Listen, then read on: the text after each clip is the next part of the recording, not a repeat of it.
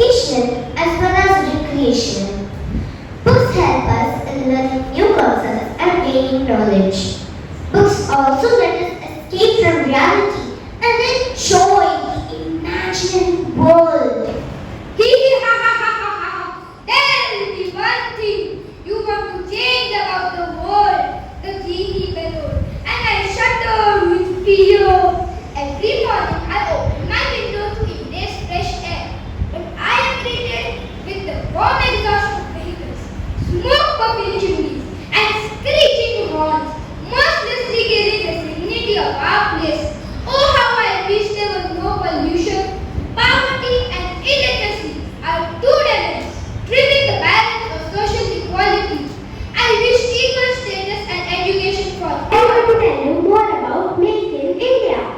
Every year, India imports more than it exports, and we end up spending more than what we can earn. We also need jobs for our ever-growing population. This is exactly what Make in India is all about. With cheap raw materials, a large pool of engineers, and a young labor force, India has always had great manufacturing potential.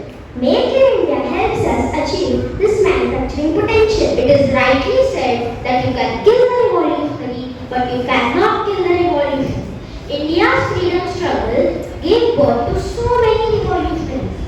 Vinayak Damodar Savarkar was one such young Indian who dreamt of an independent India and fought hard to achieve his dream.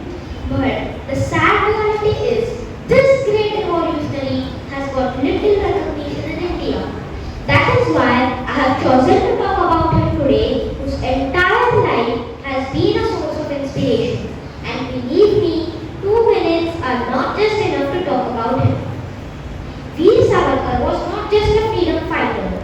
He was a good orator, an influential writer, a prolific poet, a great philosopher,